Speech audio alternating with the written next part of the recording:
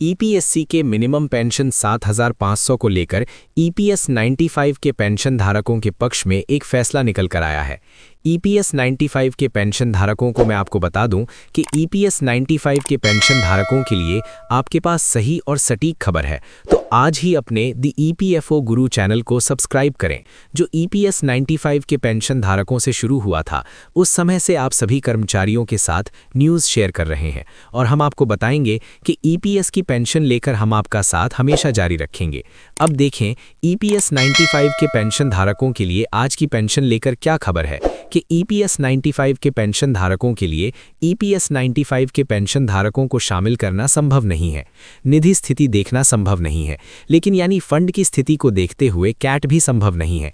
EPS 95 की pension वृद्धि हो या ना हो, लेकिन उच्च न्यायालय ने 4 अक्टूबर 2016 और 4 नवंबर 2022 को निर्णय के अनुसार निर्धारित प्रक्रिया को पूरा करना आवश्यक कर दिया था और अब ई स्लिप ने उन आवेदकों को लागू करने के लिए निर्धारित समय के भीतर भी कदम उठाए हैं।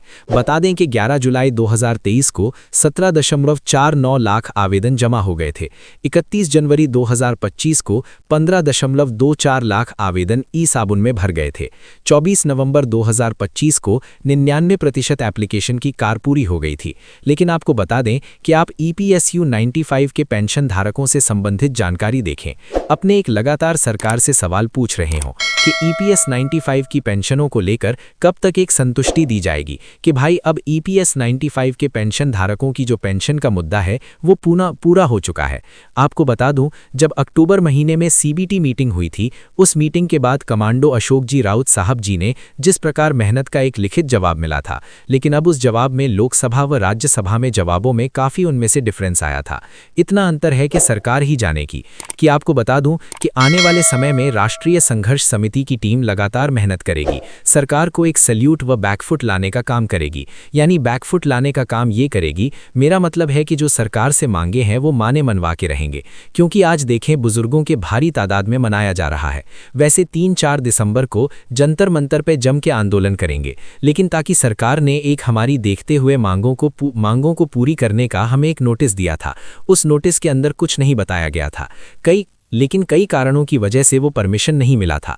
अब ये भी उम्मीद है कि सरकार के शीतकालीन सत्र के अंदर लोगों को बात सुनेगी और उसमें ईपीएस 95 के पेंशन धारकों की पेंशन को लेकर बड़ी खुशखबरी आएगी। देखिए, पेंशन कब 7,500 होगी। सरकार ने स्पष्टीकरण दिया है कि कर्मचारियों की पेंशन 7,500 की मांग की जा रही है। केंद्र सरकार ने इससे संबंधित योजना के तहत पेंशन 1,000 से बढ़ाकर 7,500 करने की कई दिनों से ये बात खबरों में चल रही है। यदि वृद्धि के साथ साथ महंगाई भत्ते व मुफ्त मेडिकल सुविधा व चिकित्सा सुविधा की मांगों को लेकर सांसद के द्वारा उठाई गई बात है, तो संसद में मुद्दे को दोबारा पूछने के लिए केंद्र सरकार स्पष्ट कर रही है। उन्होंने बताया है कि पेंशन क्यों नहीं बढ़ रही है और सुप्रीम कोर्ट के दायरे के अनुसार ईपीएस 95 के पेंशन धारकों की पेंशन कब बढ़ेगी। तो देखिए, ईपीएस 95 के पेंशन धारकों, मैं आपको बता दूं कि ईपीएस की पेंशन को लेकर ये जानकारी थी कि ईपीएस की पेंशन सभी कर्मचारियों को 7500 रुपये प्लस डीए प्लस मेडिकल सुविधा मिले। हमें भी आज दी ईपीएफओ गुरु चैनल पर हम आप सभी ईपीएस 95 के पेंशन धारकों के पक्ष में आज कम से कम 7 साल से आवाज़ उठा रहे हैं।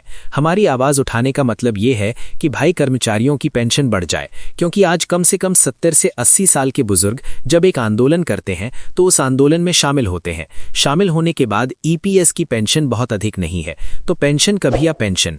तो मैं आपको बता दूं कि अगर आपको हमारी दी गई जानकारी अच्छी लगी है तो एक बार आप इस ईपीएस 95 पेंशन की जानकारी को लाइक करें, चैनल को सब्सक्राइब कर लें और हम आपको हमेशा ईपीएस पेंशन की जानकारी आपके साथ शेयर करेंगे। जो अशोक जी अमिरत साहब जी के एनएससी के राष्ट्रीय संघर्ष समिति के अध्यक्ष हैं, जो उनकी एक जानकारी लेंगे, वही जानकारी हम आपके साथ साझा करेंगे। जो कह देंगे भाई अब इस दिन से ईपीपीएस पेंशन 7500 रुपये डी पेंशन में मुफ्त चिकित्सा सुविधा मिलेगी, उसी दिन हम आप सभी कर्मचारियों के साथ बैठकर एक लाइव चर्चा करेंगे। तो ई लागी पीएस 95 के पेंशन धारकों से मुझे आशा है कि यदि आप मेरे द्वारा दी गई जानकारी अच्छी है तो जानकारी को लाइक करें, चैनल को सब्सक्राइब करें। जब तक जय युवा जय किसान, वंदे मातरम। सभी मेरे प्रिय ईपीएस 95 के पेंशन धारक ऐसे ही बने रहें। धन्यवाद।